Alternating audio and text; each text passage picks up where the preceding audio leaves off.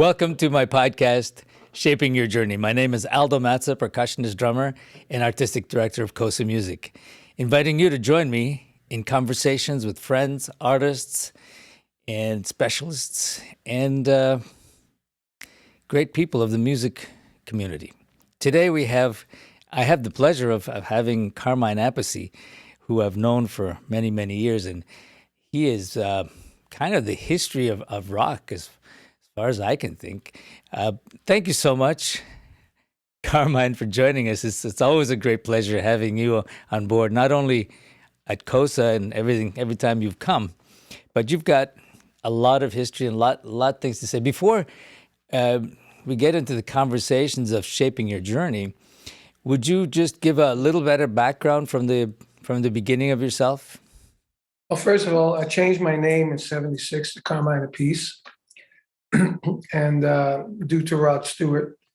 And, I started out in '67. That was Carmine Appice with Vanilla Fudge and Cactus. Beck, Boga, and Peace, as in Jeff Beck. And then after that, I played with Rod Stewart for 7 years. After that, Ted Nugent, Ozzy Osbourne, Pink Floyd. I played on albums like Ronnie Wood. It's a lot of albums. Eddie Money.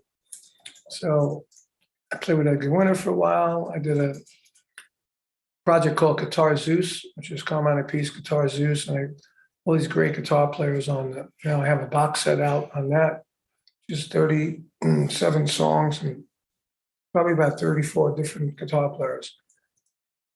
And I play with Pat Travers and play with so many people that I forget how many albums I have. But there's a few of them on the wall there, if you can see that. Nice. Can you see that? Yes. The rest of them are in my studio in Florida. I'm in New York right now. So I wanted to ask. And I wrote the book called Realistic Rock, which was the best-selling rock drum book. I have an autobiography out. I'll stick it, My Life with Sex, Drums, and Rock and Roll.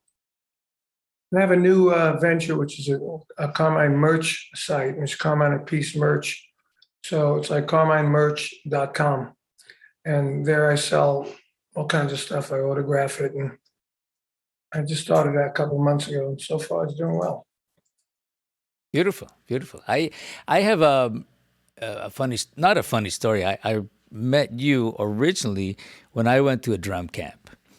Right. And Those were the first drum camps. Yeah, the Ludwig Percussion Symposiums. Yep. Back when in Madison, Wisconsin. I remember you were there, Joe Morello. That's the one Buddy Rich showed up at? No. Oh, wait a second. I don't remember. Gary Burton was there. Yeah, David Friedman, probably. Friedman. Dave Samuels, is that his name? Yes. Player. Yeah, I don't think he was there that year. Lee Stevens was there. Lee Stevens, yeah. Yeah. I mean, all these people. And I was just a rock drummer who had like my eyes wide open like this and seeing all the guys that I'd been listening to on records. Mm-hmm. I had seen you on TV with Vanilla Fudge back then. My favorite bands were the Rascals at the time, the Beatles, of course, and you guys. Dino Danelli. Awesome. Yeah. Dino doesn't get any recognition, I just saw Stuart Copeland's documentary on the history of rock drums. Starts way back in New Orleans and how they developed the bass drum pedal. And it goes all the way up. And when he gets to the mid-'60s, he bypasses me and Dino and goes right to Ginger Baker. Wow. And John Bonham. He bypasses the whole thing. And Stewart's an American. So he bypassed the two Americans who were around in that era that influenced people, Yeah. Well, it was kind of weird. I said, why did he bypass Dino? I mean, Dino influenced a lot of people. He influenced me. And I took what he did to the next level, Yeah. And then at the same time, it was Ginger Baker. And Ginger Baker wasn't even a rock drummer. He was a jazz drummer, And it's kind of weird that he did that, And I don't think he mentioned Mitch Mitchell either. Wow. And that's right to Ginger Baker and John Bonham. You know, I don't think he mentioned Ian Pace either. You know, Wow, so interesting. that But was kind Dino, of weird. with I getting, was really enjoying the whole thing when he got up to that point. I said, "Man, why did he bypass the American drummers?" You know? unless it was in the editing and somebody else did that, who knows? Yeah, No. yeah. Yeah. I knew, But and you, I knew Stewart. I went to his house at jammed, and he's got a setup like you got there. He got all kinds of drums and congas, and we hung out and we played. You know, we had a good time, but that was a bit strange. You know. Anyway, anyway, I don't hold it but against him or nothing, but I was just wondering why. You know? yes, sometimes somebody else calls the shots for those kinds of things, so it's hard to say. But I remember getting to Dino Danelli. I mean that was I remember Dino Danelli with the Rascals. He's I used awesome. to I used to imitate him every Yeah, move. You know, Ringo, then Dino Danelli. Those were my two guys that I thought I was replicating yeah. in my playing. And the stuff that the Rascals did back then was just mind-boggling. It was beautiful, beautiful stuff. Good stuff. And Good then stuff. I what you mean, were doing with Vanilla Fudge, I mean, that was well, Vanilla huge. Fudge was like the next level with the Rascals, and we took it to the next level. Rascals were short cymbals. We were like singles, and we were like the long production and psychedelic stuff, and jamming, a lot of jamming. You know, Yeah. Now, I remember you keep me hanging on. I remember because I remember the original version of that with the Supremes, right? yeah, And then when you guys did that version, we all went, "What was that?" yeah. And what the hell Beautiful. happened to the song? It was great. But Yeah, our performance on that Sullivan was pretty outrageous. yeah, no, I remember that too. But when I saw you, I mean, fast forward when I, came to that camp and all the great Yeah, guys that I had been watching and listening to were there.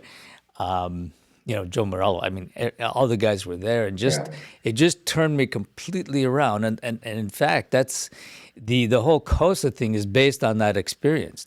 You yeah. know, I know when living. I met you, when I came up and did something at COSA, you were telling me about how that symposium really, you know, was the template for the COSA thing. You know, Yep. and I said, yeah, and now it's become the template for all this rock and roll fantasy camps and all that stuff. You know, um, and I remember those were good days. You know, I remember it was one that Joe Morello and Buddy Rich were there. And Buddy was playing, and Buddy did the stick clicking thing, and I said to Joe, Joe, what's he doing now? I was sitting next to him. He said, I don't know. I can't see it because Joe had a vision problem. And, you know, Joe also, when my name had a problem, some people call me Appice, Appice, Apiche.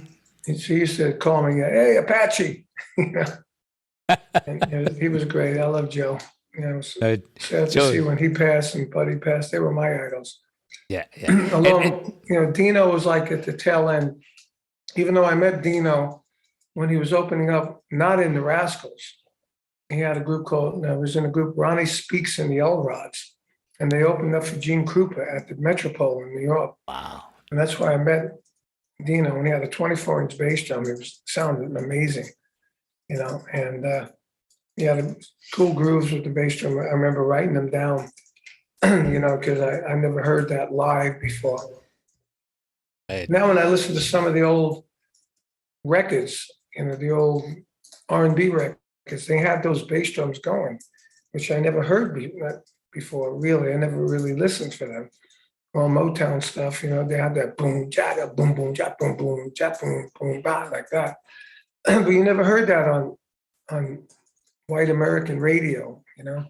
Even when you AM radio never really sounded that good playing those Motown songs. You never heard that bass drum, I guess frequency wise, you know, but I heard it with Dino and I said, wow, that's great. And I wrote it out. And then when he was in the Rascals, I saw them before they made it at different clubs. And they were awesome. They were really great. You know, Nice. there's a whole New Beautiful. York scene going on then, you know, it was really awesome. I can imagine back what it was like back then. But I just had a flash of one day I was, I mean, you came out to Cosa a number of times, and so did Joe Morello. I remember this one scene when Joe was in the class preparing, and he looks up and he says, he was feeling out his snare drum, He says, "Was Carmine here?" He's filling out the rim. I think it was bent. He said, "Was Carmine here?" we all Yeah, laughed. We all laughed, that's of course. funny. That was it's funny. He was a And good guy. He's the one that told me how to do a clinic. He said, teach him good stuff, play well, and keep him laughing. You yeah, know, and it's true. I did that in my whole clinic career. Even though now clinics have died out, hardly anyone does clinics anymore. But that was the first rock guy to do a clinic, and the only way I got to do it was I had written the book, Realistic Rock. I got a deal for it. My lawyer got a deal, and he got me like $500 advance. And he said, the good thing about this deal is you own the copyright. I didn't even know what that meant back then. So, and then when I did the book, Ludwig said, look, when you were in the Vanilla Fudge, you didn't want to do clinics. But now you've got a book, and with that book, you do a clinic and you sell the book. We'll buy 1,000 books a year and we'll supply the stores with the book whenever you do a clinic. I said, okay. So I did the first clinic in, 1972 for Sam Ash, in Hempstead, New York, Long Island. And I had like 800 people there. I was like, whoa, wow. it was awesome. That was the very first clinic that any rock musician ever did, And then the book started selling, and I had the studio in Long Island. I used to use the book. As I was writing the book, I used the studio as sort of the guinea pig for the book, Right. So I would teach the students. And I noticed that it really worked, because the object of the book, the concept was to teach them how to play enough rock drums and to read enough where they could play with a band, Right. Yeah. No, that was a great book. And, I have probably about 6 versions of it from the beginning, because the original Spiral ones was the The plastic spiral, stuff. yeah, that was Yeah. the first one. Yeah. I have the original painting. The new book has a painting on the front. I have the original painting hanging here in New York. It was an oil painting. Nice. And I started, the first book had that kind of oil painting. It was a publishing company redid the painting. So the one with the spiral looked like that. And then I was Ludwig, and we changed it to that maple kit on the cover, which was there for a long time. And then when I went to another drum company, I said, well, I can't keep that on there. So I changed it. I forgot. I think it was when I was with Mapex. I changed it to another cover. And then I went to another drum company. I said, you know what? I can't keep changing the book cover every time I go with a different company. Because, in those days, it was like who offered this amount of clinics, and it was like a regular deal. Now it's none of that. Now you just get the drums and that's about it. So I said, I'm going to put a generic cover on there that could be good for no matter what drums I'm playing. I remember seeing, I had the original oil painting hanging in my house. I said, you know what? I'm going to take a good picture of that, and we're going to use that as the cover. So I did that, I don't know how long ago, 10 years maybe, maybe longer. And that's been the cover ever since. Nice. It still goes well, the book. Yeah, no, and it was a great book, because I think those people who weren't familiar with those kind of grooves or learning the methodology of rock, either they did it by ear or they had some guidance, like Jim Chapin's book. Exactly. Had some I guidance. wrote it exactly like Jim. 3 lines, easy to read, not 5 lines. Hi-hat, snare drum, bass drum, just like Jim's. That was the template for my book was Jim's book.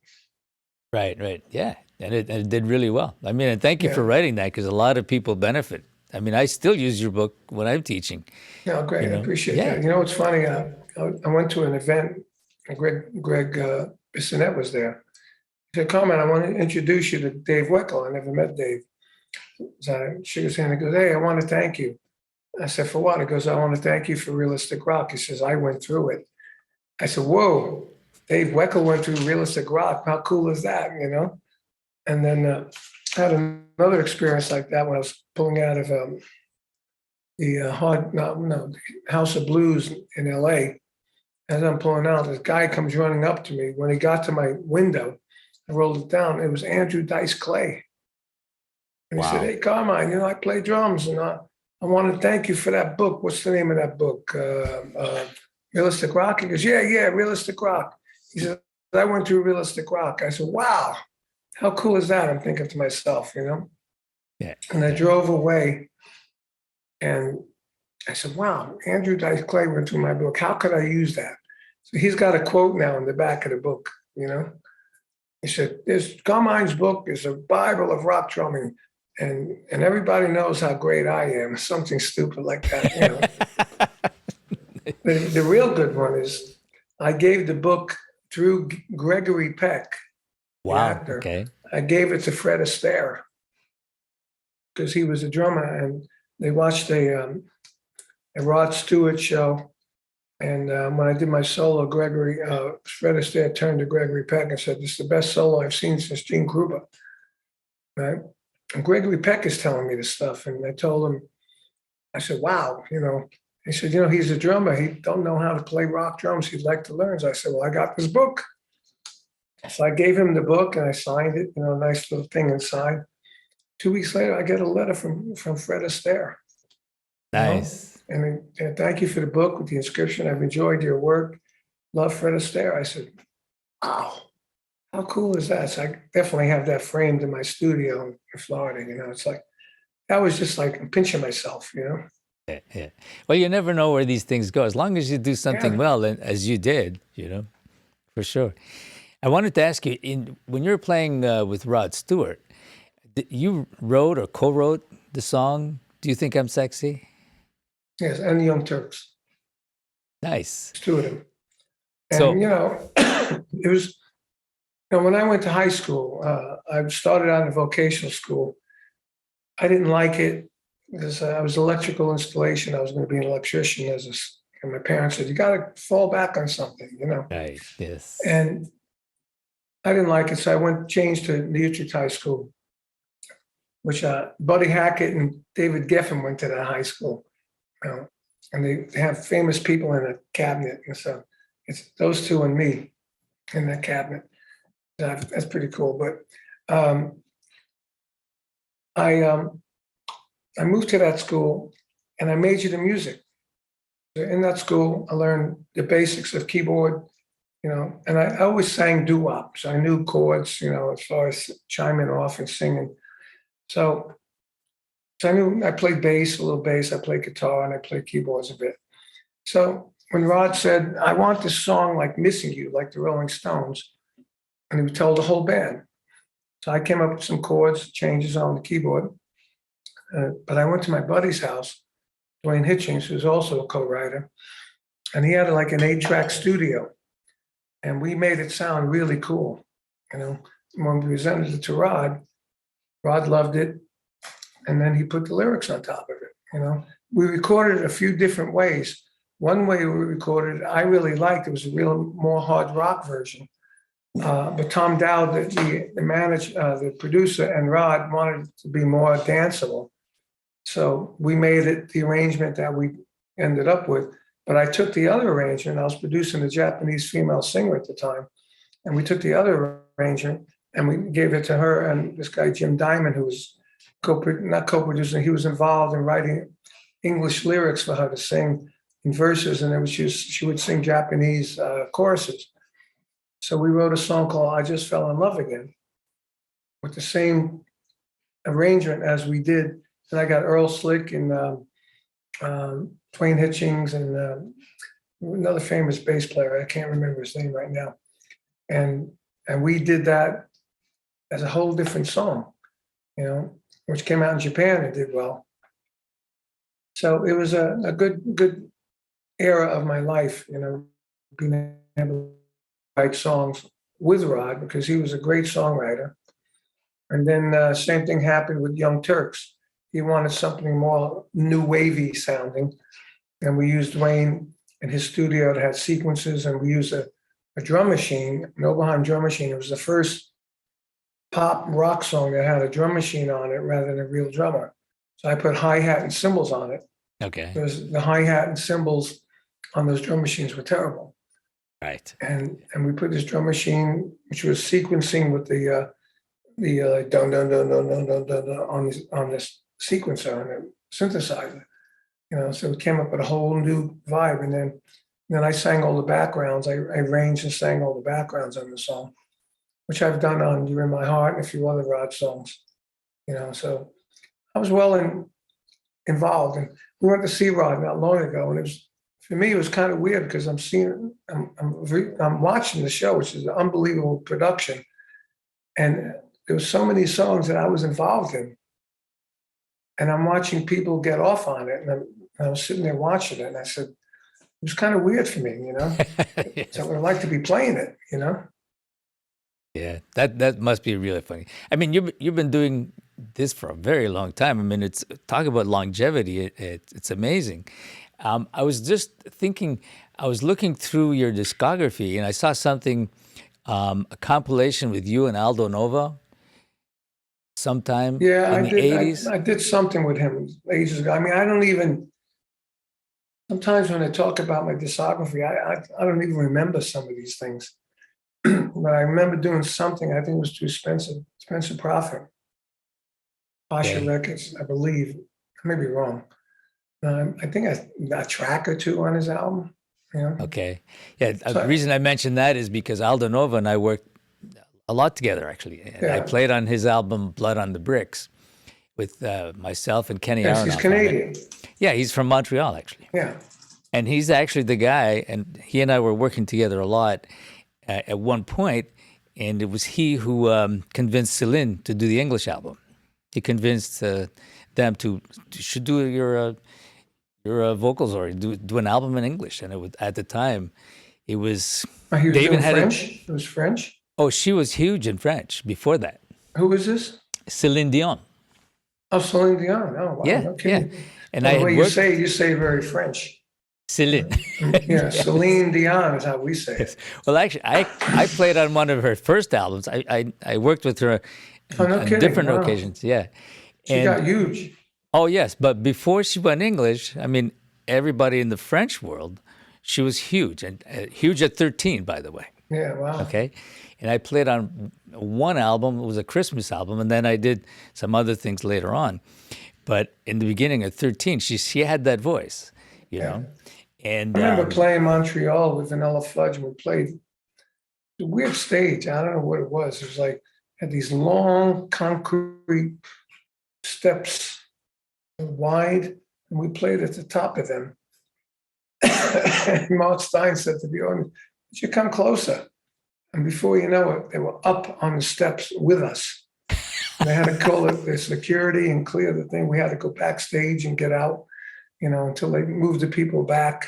It was thousands of people. It was like crazy. I'll always remember that. And then I remember playing a gig in Quebec City, which was all friends, with Cactus. And we had 5,000 people. And it was another outside gig in the summer. And it was amazing response. I mean, I played a lot of great gigs in Canada. and A couple of festivals, Strawberry Fields, I think, was up there. I'm not sure where that might be. There was a bunch of festivals we played with Cactus up there. Right. Yeah. And Pat Travers, speaking Yeah. of Canadian, I grew We're up in touring with Ottawa. him now.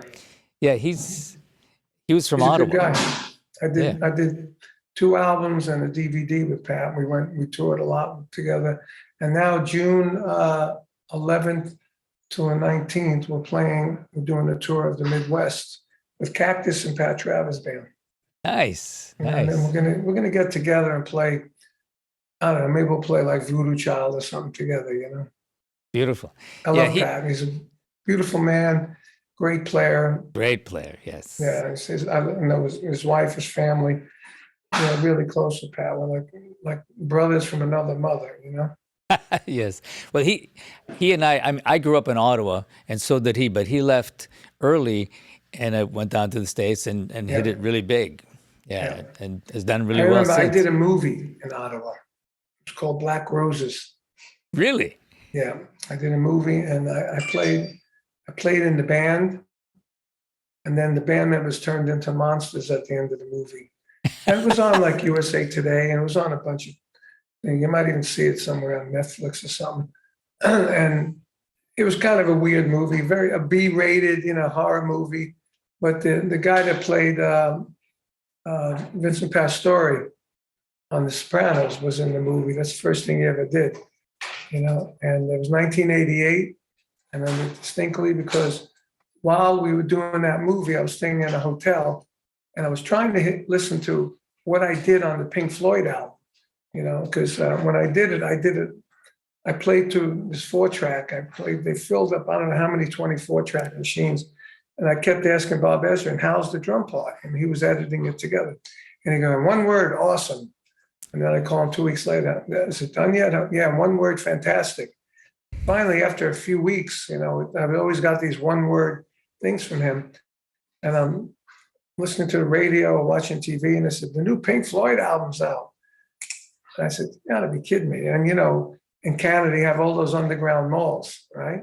Yes. So I went down to the underground mall near the hotel, and sure enough, there was a record shop, and I had the Walkman. I bought the cassette, and that's the first time I heard what I did on the Pink Floyd album. I was in Ottawa, 1988, doing that movie. Funny, I remember certain things, Yeah. But it wasn't in the middle of winter, I hope. No, it was summer. And I was dying with the outfit on because I had a prosthetic face. All you can see is my eyes, and it went down to my neck into my chest. So when we weren't on the set, working on the set, they had a fan with like an assistant holding the prosthetic chest piece out with the fan on me because it was hot out, and it's all plastic. I mean, they were dying. And that's how you would cool off. My daughter does this stuff now. And she says they still use that technique when they're using prosthetics. They just hold it out and they run the fan on it to cool the artist off. Nice. Interesting. The doing these movies, and these are things that you decided to do, or people just approached you? It started out that we did the soundtrack, for the movie. So it was back in '88, and King Cobra was around. So my King Cobra singer was doing it, and I did it. And there were some songs that were written through Spencer Proffer, the producer, and then we had King Cobra 3, a song called "Take It Off" in there. And then they said, "Look, we need a drummer for the band. We'd love to have you in it." And my character in there was Vinny, like my brother Vinny Apache. My character had a few lines. So they called me Vinny Apache. They asked me, what character you want to play? I said, well, let's do Vinny Apache. That's funny. Because Joe Morello was calling me Apache in those days, So I thought it was funny. And then, so I ended up doing the movie. And it was kind of weird. We were playing like the movie, We Were the Devil's Band, And when all the parents were in the audience, he was just a rock singer. But then when the parents left, he turned into the devil and he's preaching death for the kids to go kill their parents. It's crazy. Ooh, wow. Yeah, it was weird. But so, some of the things that you're working on now, Carmine. Well, now I've done a new Cactus record that came out last year. We did a single with Vanilla Fudge that came out last year. Stop in the Name of Love, which is a Supreme song, which we slowed down. It's a great big arrangement. And Tim Bogut passed away a year ago. But before he passed away, we got him to play on the record. And so when we did release it, it was one of the only bands, or maybe the only band from 1967 that released a new song with the whole original members. Wow. Right? And when we played that song live, people loved it. Still, people love that song because they get to see what we did to it, Versus you do an original song, they might like it, but when you take a song and totally take it apart and put it back together like we do, by the end of the song, you get howls and cheers and standing ovations, Yeah. So we did that. And then I did an instrumental album called Energy Overload with a guitar player, multi-instrumentalist from LA named Fernando Perdomo. And we call it Appice Perdomo Project. So it's app, like an app, and it's all instrumental. And we did things like we did Do You Think I'm Sexy as a jazz, heavy rock, jazz, reggae instrumental. We did Maybe I'm Amazed too, by Paul Right. McCartney. And then the rest were all of our own instrumental. It came out great. When it came out, we were getting 5-star reviews, 5 out of 5, 9 out of 10, all around the world, which is great. Came out on Cleopatra Records. And then I got a deal for a new King Cobra record last year, which we're working on. It's taken a long time because everybody's in the house. We started it in COVID. Everybody had studios in the house, and 2 of the guitar players didn't want to do it. So we got Carlos Cavazo from Quiet Riot and Rowan Robinson from Dio, and me, Paul Shortino, and the bass player, Johnny Rod. So everybody, was sending files around. It took a while to write the songs, then record them. So right now we're in the mixing stage. We have 3 more mixes and it's finally done. I never took so long making a record. Yeah, Well, we're also yeah. doing a second instrumental album. And yesterday I got the okay to put Billy Sheehan, Jimmy Haslett from the Yellow Jackets, Bumblefoot, and Tony Franklin, and Derek Sherinian. They're all doing tracks today for our instrumental album. So that, I don't know what we're going to call it yet, but it's a really cool instrumental stuff. It's not like jazz instrumental stuff. It's not like heavy metal, like Metallica sounding instrumentals. It's sort of like Jeff Beck albums. Okay. Blow by Blow. I was on Blow by Blow originally. Which tracks did you play on Blow by Blow? The whole thing? No. I forget the names, but I ended up not on there because couldn't work out a deal. So I ended up not on there. So, but I am on, like, People Get Ready that Rod and Jeff did. I'm on. We got a new album coming out, supposedly. I think it's going to come out next year on the 50th anniversary of Beck, Bogan, and Appice. Is BBA Live at the London Rainbow in 1974. Wow. 3,000 people. It's got 7 new songs. I sing a lot of them, and 3 from the first album. So when that comes out, we're talking about doing a tribute tour to BBA and make it a tribute to Tim also, with me, Billy Sheehan, and Pat Travis.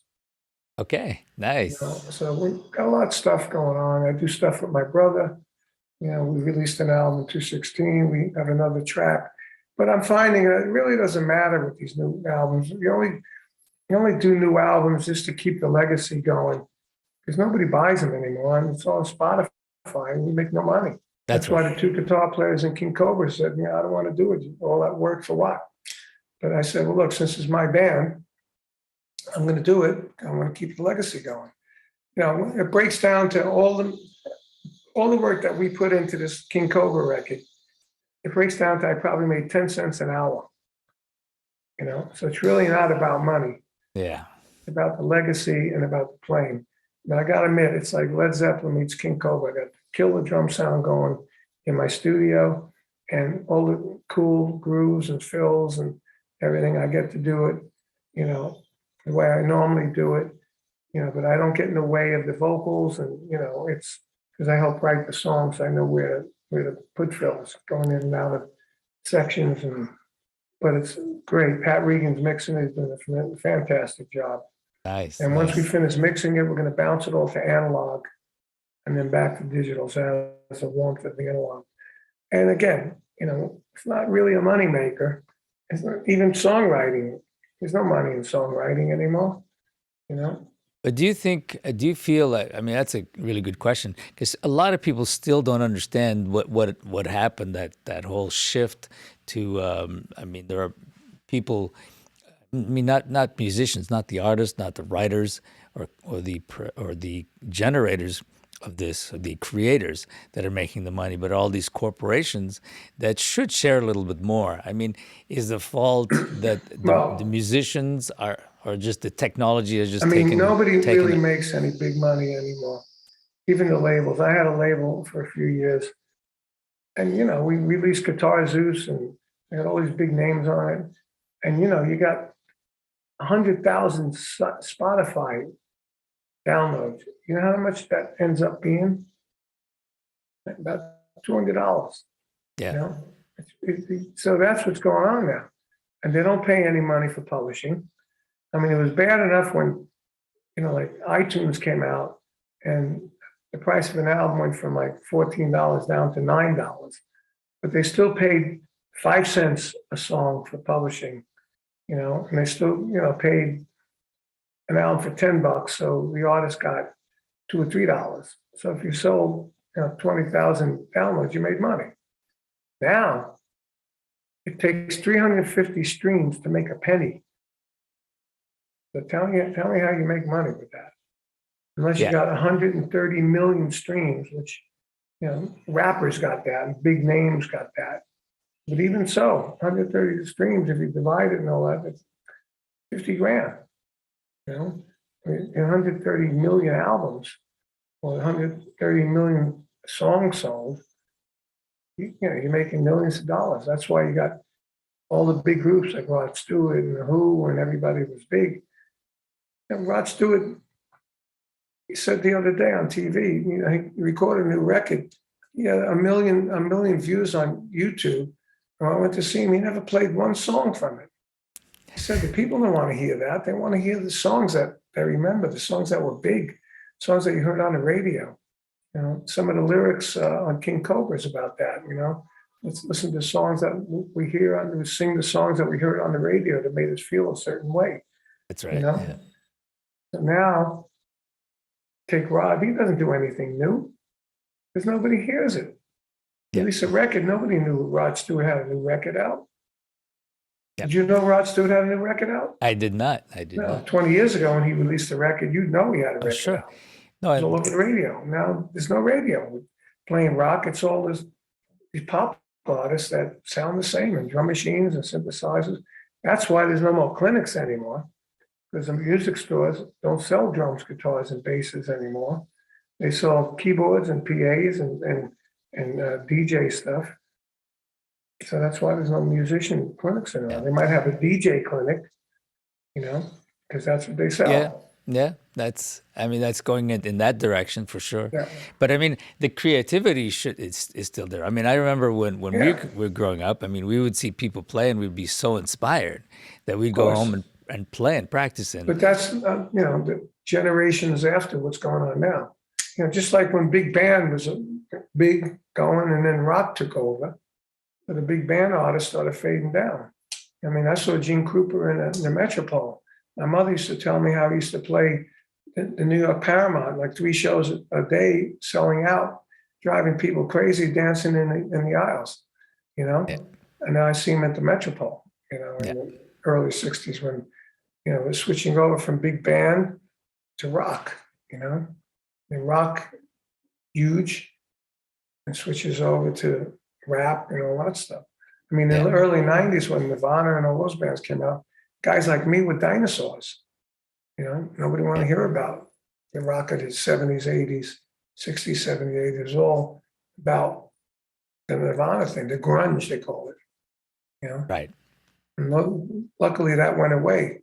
In the 90s, I spent most of the 90s in Japan, where I was doing very well, playing the Budokan and all the big things, So. Yeah.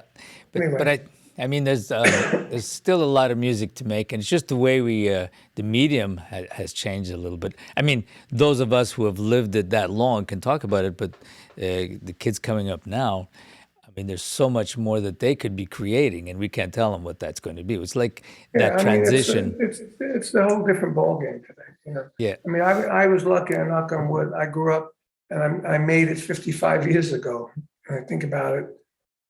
When I made it, I didn't think I'd be at 75. I'd still be playing rock. And the way I still play, I did a gig with my brother and I did a really good solo. And he came out and said, my brother, Carmine Appice on drums. Everybody cheered. He goes, who do you know plays drums like that at 75? Everybody cheered more. And it's, Yeah. I started this heavy rock drumming that all these guys are doing that in the rock, and a funny story. I went to see Jason Bonham with Nico McBrain from Iron Maiden. Nico lives near me in Florida, so we do a lot of stuff together. And we saw Jason just going up, stairs to the dressing room as we came in. So, and then we went backstage, and while he was playing, Nico kept saying, "Oh man, he did one of your fills. It was one of your fills." So we went backstage, and I know Jason when he was little, through John, and so Jason said, "Were you counting how many drum fills of yours I did?" I said, "Jason told me that." I said, "No, not me, but Nico did." And Nico said, "Yeah, I counted 8 or 9." It was funny, but some people say that I'm the Godfather of heavy drumming. I have to look now. I'm the Godfather. The Godfather, yeah. Actually, Yeah, but it's good. great to be recognized as that because back in the day you had Mitch Mitchell, Ginger Baker, Keith Moon, me, and Dino, and I was the only one that really beat the hell out of the drums, as Joe Morello said. The rim was bending. I used to crack rims. I cracked bass drum pedals. I cracked cymbals. Cymbal stands. I was a damage. I was damage control for drums. He used to use me as a guinea pig, but and of all those guys, I was the only one playing like that. Which the next generation, which was a Bonzo and Ian Pace, used my thing with the big drums and all that.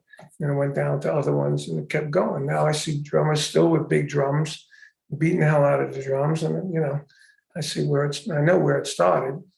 Even though everybody claims John Bonham as the rock drummer, they opened up for us, That's right. I mean, you're contemporaries, but I think, Vanilla Fudge was like better known in the States than Led Zeppelin at the very beginning of their career, right? We took them on the first gig. The promoter didn't even want them on the gig because they knew nobody. Their album wasn't out yet. And we had the same agent, the same lawyer, and Peter Graham was good friends with my manager. And they said, "Oh, come on, Barry Fay in Colorado, he didn't want them on. He said, sold out, we don't need them." So it was $1,500 for Led Zeppelin. Okay, which you think about that now, it's funny. Yeah. And so my agent said, "Tell you what, Barry, you pay $750 and Vanilla Fudge will pay $750. So we ended up paying $750 to Led Zeppelin for them to play on our show. Okay, we never got paid back either, but it's funny. I know they were like brand new. I remember talking to Robert Plant, telling me he should move around more. I called Ludwig to get John Bonham a set just like mine, and I said, "I think they're going to be big." And that's the understatement of 5-6 decades. Right. But those are old days. Everybody's got to start somewhere. When they came on, nobody knew John Bonham. Nobody knew Robert Plant. All people knew Jimmy Page from Yardbirds, That's right. And the other guys were brand new, green. And then they got so big so fast. Next tour in '69, Bonzo had the same kit as mine, 2 double bass drums. I got a picture on my phone. The top picture is me, with my maple kit, and the bottom part of it is Bonzo. He had the mustache. He had the same kit. And there's a book called Thunder of Drums, which Chris Welch wrote, and it tells about John Bonham coming off the Vanilla Fudge tour and him and Cozy talking about John being on tour with me. So hold on, I don't know why that phone's ringing. It never rings.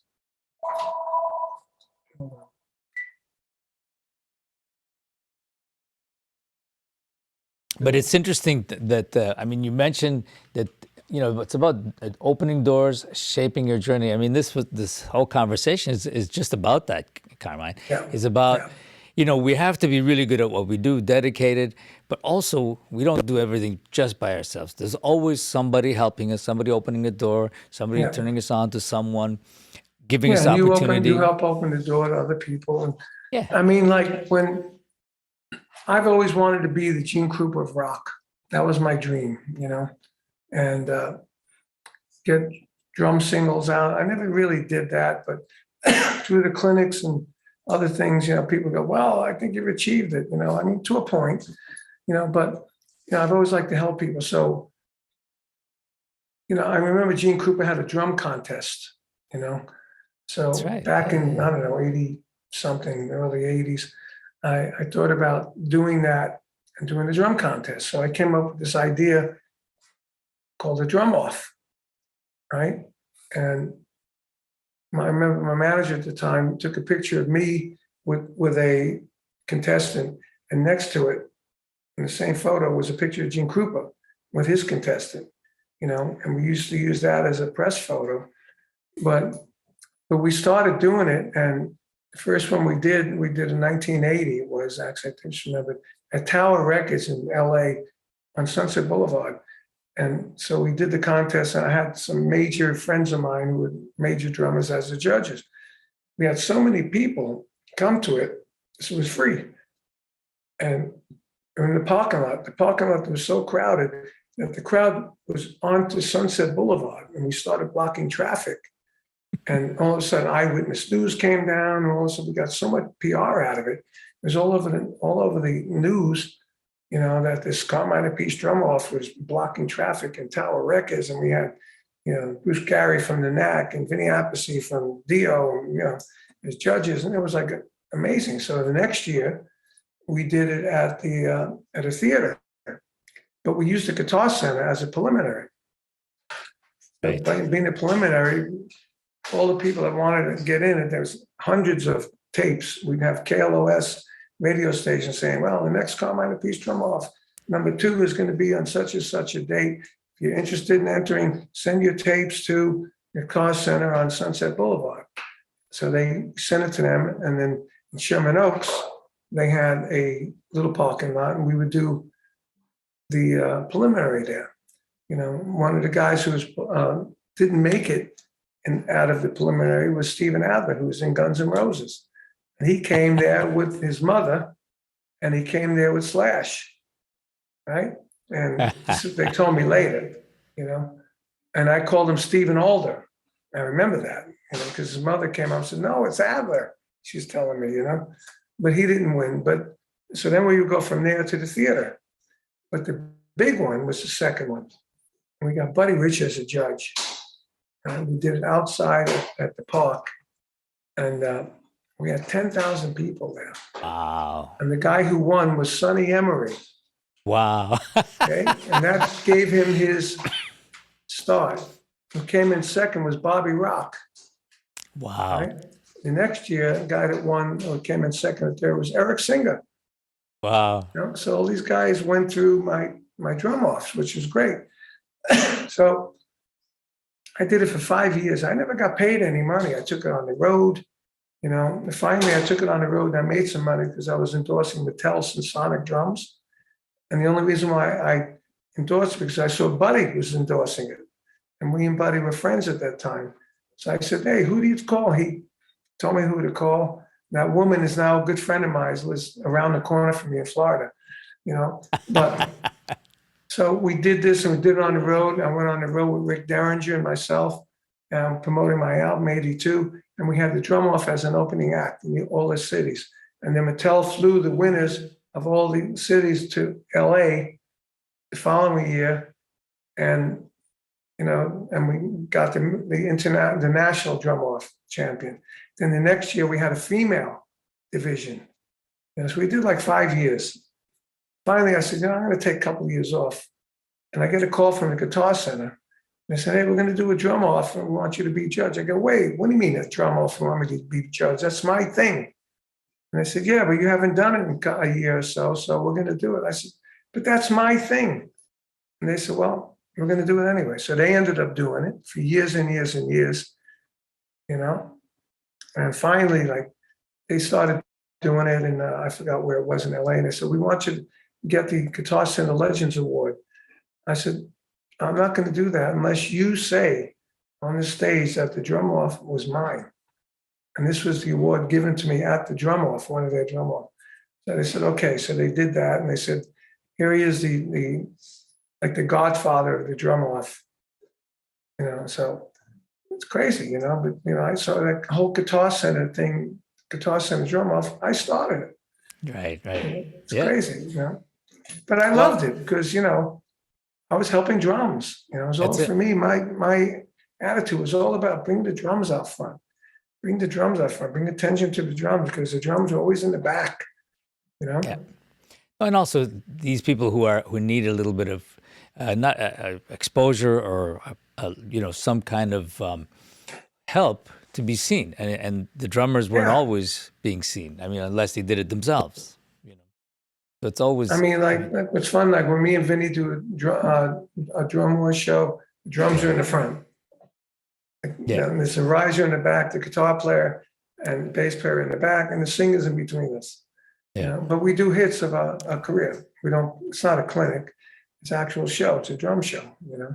Right. I did a thing called Slam, which was like buckets and 55-gallon drums, and had a female drummer that's now with a big heavy metal band. And that was a lot of fun, you know, because that was all drums. We had a guitar player, 5 drummers and a guitar player. That's We used, amazing. ironing boards, and we had all kinds of crazy stuff. But really interesting. So, I mean, I've been blessed that I've been able to do all these crazy things, try and come up with stuff that was successful, and that would look good and it was professionally done. And it was all about drums, Yeah. No, and it's important because I mean, as well, we're also getting ourselves together. Like at COSA, all the workshops that we've done. Remember you coming to Vermont? I mean, at one point we had 28 artists for the week, and people had the chance to not only teach and share with people coming out. I mean, Mark Giuliano was a student at COSA, for example, and a lot of people like that. And what also happened was the artists would come out, we would all be able to play with each other or have some other ideas, and some projects actually started there. Because we don't always get that kind of chance, right? Yeah, I mean, the COSA thing, when I went up, I thought it was really good, And when you told me, you based it off of the Ludwig Symposium, I immediately got it, because that's what it felt like. It was a good artist and presented well. And it's a drag that, you can't do those things anymore. Because COVID fixed that, thank you. Boy, did that COVID fix that.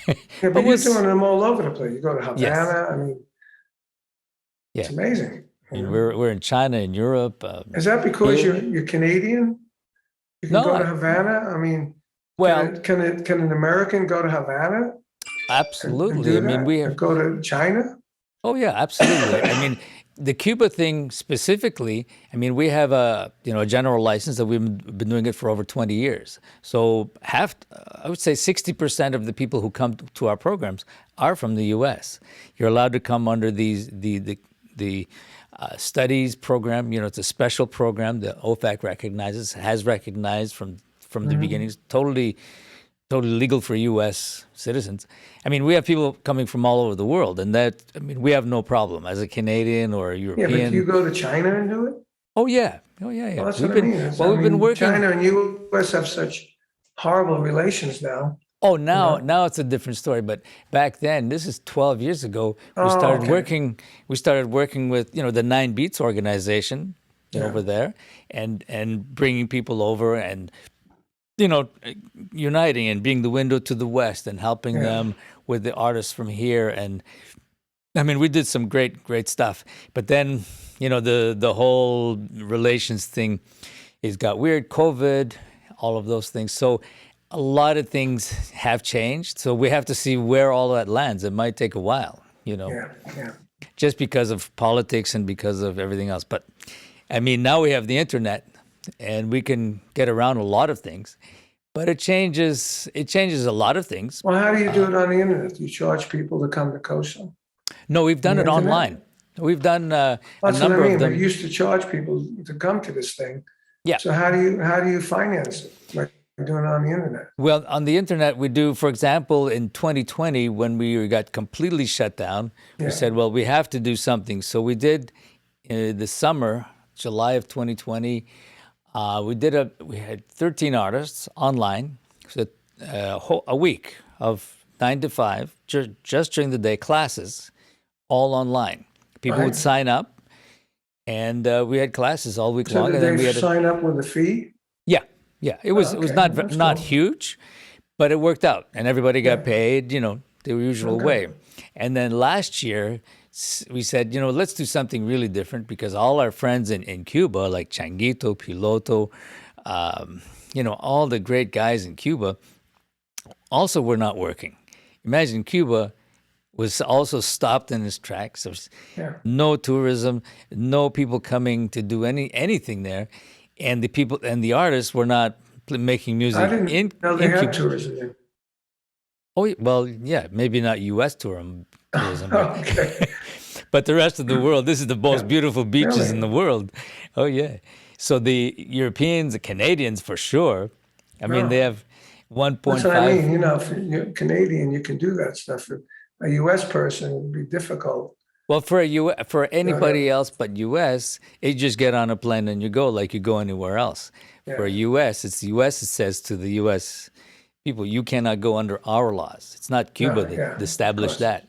But except for specific situations like our program or certain educational or cultural programs like ours, Yeah. they're allowed to go. And we have all the paperwork and then Oh, good. just That's come good. back in. So it's totally legit. But, also they weren't working. So we said, let's do a 2-day intensive live from Havana. And that's what we did. People So signed now up. the drummers in Havana, are they mostly Latin? The Or is which? it rock and jazz or No, the whole idea in Cuba is for people to go or online is to study Cuban from Cuba? rhythms, Cuban music and Cuban Right. So rhythms. it's a Cuban rhythm. So it's mostly Yeah. like a Latin thing. Oh yeah. Because the rest, I mean, we don't need to go there to study jazz or Yeah. or Yeah. rock or Like in South Florida, there's a lot of Colombian people right. that are really amazing musicians, you know? Oh yeah, Yeah. sure.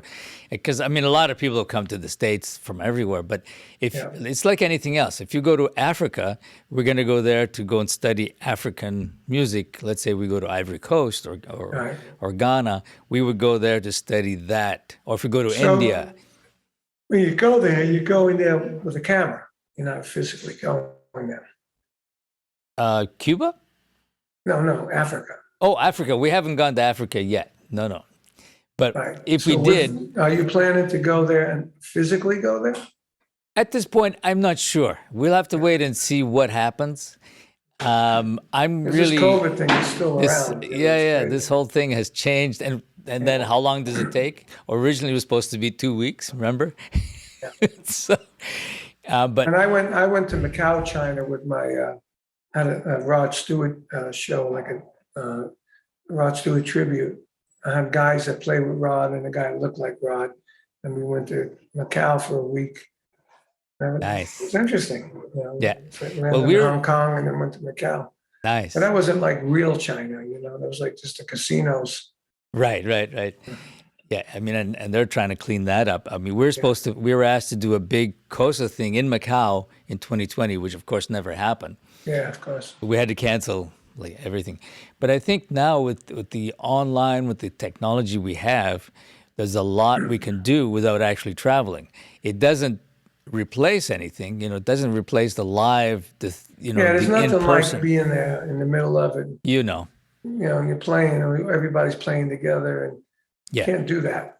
I remember when Well- we came up there, we all jammed together and all that. There was a blonde woman played Latin percussion that ended up marrying Danny Seraphine. Is that right? You know what I'm talking about? No. Yeah, I met her up there. She married Danny Too for a right. while. They just got divorced a while ago, but they were together a long time. Do you remember her name? No, I don't remember it. I'm bad with names. Okay. What's your name? My name is Carmine Appice. You? There you go. I thought you were Vinny Apache. Hold on. Oh, please say hello to Vinny. No, but, I'll be speaking to him. She was a good percussionist on Latin stuff. And then we had other people. And I remember we all jammed. I can't remember who else was with me on that trip. You remember who was on one of those gigs? Was Billy Cobham up there with me? Just trying to Or maybe I'm remember. thinking of a New Hampshire drum festival or something. Yeah, Yeah, I'm but trying to remember because you I do came out. remember we did get some jamming going on up there. But see that you can't do that online. No. Well, now mean- actually, now you can. There's a company in Sweden called Elk, ELK. And you should check this out. Yeah. They have a platform where you can actually perform live at a distance with no delay. Yeah, It's but you have amazing. to have certain miking. Like, you can do a drum set, you have to have your drum set mic'd up so it Of sounds course, good, you know? but it's not that difficult now. There are miking systems that are super easy. I mean, I have one on my kit that I can, when I'm teaching, it's just a basic, it's a Yamaha Ead10. You plug it into your computer and it picks up your whole drum set and it sounds great. Oh, yeah, turn me on to that, because in my studio, when I bought a 12-track board, and I'd have to put all my mics from the drums into that and then take the stereo out into the computer. But then it also screws up my recording, you know, and I have to take it all out of that board, put it back into the Yeah, Focusrites, you know? right, right. So No, my in brother this does case, that all the time, but there's a way around that. I would love to know it. yeah, no, for sure. The Yamaha Ead10. I'm not advertising this, but I'm telling you this is like Do you have a picture of amazing. it? Can you I move do. your camera to it? I'll send it to you. Okay, send me it. Yeah. Yamaha Ead10. It's a little box that clips onto your bass drum, and they've designed it. It's brilliant. It picks up your whole about 3 feet around from that, so it picks up everything around Oh, your no kit. kidding. And for me, it's amazing And you got a because good bass drum sound out of it? yeah, amazing. Oh, You would be so surprised. It I'm wouldn't gonna it check it wouldn't out. affect anything else you have set up. So for Yeah. any online stuff, beautiful. And Now I while have you plug it into your computer and direct USB. what about video? You Well, hook it up with video? then you have your video separate, and you can mix them on your computer very easily. Hmm. I'd use it for teaching You anywhere on the you planet. line up the video and the Yeah, audio. very easy. Yeah, I don't know And how to do that yet, but I can yeah, learn. and for me, I have a hybrid kit, with my djembes and all that, my hand Yeah, percussion on the drum kit, as you remember. And for me, it was a And you got a problem. drum pad on the kit. Yes, you remember that. Yeah, I have. And you got a drum pad and the coastal water. I don't know, is that part That's of the right. kit? Yes, but this doesn't make any sound. No. But it's amazing because it would pick up everything with this Yamaha thing. Before, I used to have mics everywhere, and it was really Yeah, I'd like complicated. to check that out just for just like I was asked to do this thing Modern Drummers doing on the 22nd, for KOSA. I mean, not for Ukraine, Right. And I really don't have the knowledge of the technology But I'll send to you video this. it and to audio record it without having to take my whole studio apart, which I don't really want to do. Yeah. I just said, I think Mark Schulman was running it, and I just said, look, we've already given money to Ukraine. I'd like to do something, but I really don't have the technology how to do it, because I don't do online lessons. Right. The other thing, if you ever want to try things live, the ELK system, which you can play with anybody live with your present setup, it just needs there's a small box, like a Focusrite. Plug it in. Yeah. I mean, I'll send you all the information. You have to check this out. Yeah, I have to check it out. But anyway, I want to thank you. We can go on for days, and we could bring out the stories about, remember Peter Wilder taking you to, you were hungry when they picked you up at the airport, and you showed up at some little grocery store. There was nothing open. Again? What are you talking about? One of our guys at KOSA, Yeah. when you came out, one of the times you came out to the KOSA camp, Okay. and you're in the middle of Vermont, right? And there's nothing open at the time you came in. So all the funny stories of people coming in and asking, I'm really hungry, but it's 11 o'clock. Everything's closed. Oh. We can go on for days in these things, but I anyway. got a funny story about that with Ozzy. Can I hear it real quick? Sure. We finished Nassau Coliseum. We run late. So me and Ozzy are in a limo. And Ozzy says, "Oh, I'm bloody hungry. Is there anywhere to eat something?" It's like midnight. I go, "Well, you go to a diner, but that's going to take a while." I go, "No, something fast." So I said, "There's a White Castle up the street. You know what White Castle is? A castle of hamburgers. Okay. Little sliders. And they're like the first chain of hamburgers. They've been around since 1920s. They have these little slider hamburgers that used to be 15 cents. Now they're $1 each. But in those days, they were probably 25, 30 cents. So, and then it's a lot of black people go there and, they run it. So he goes, oh, let's go there. So we pull up in this limo going to White Castle. We go in, we order like 2 double cheese and French fries and Cokes and bring them in the limo and we drive back to the city. And I said, oh, these are bloody good. And I said, wow, thank you. I'm glad you like it. I said, I love them. I said, I had some last week, actually, now. And so we get back to the city and we had a day off. The next day we're playing the Garden. So I go to the backstage and I look, and the whole backstage area is catered with White Castles. He loved it so much, he catered the whole backstage with White Castles. Funny story. That's funny. Anyway, I really want to thank you, Carmine, for joining me today on this talking about shaping your journey and beyond, and and many more days and many more years of this as long as we can. Yeah, Thank you okay. so much, Carmine. Good to see you again, and I hope you get the Coaster thing going again live. Yeah, no, we're looking forward to when the stage is set. We'll be there. Okay, man. Yeah. See To you be then. continued, man. All right, ciao. Bye-bye. Thank you.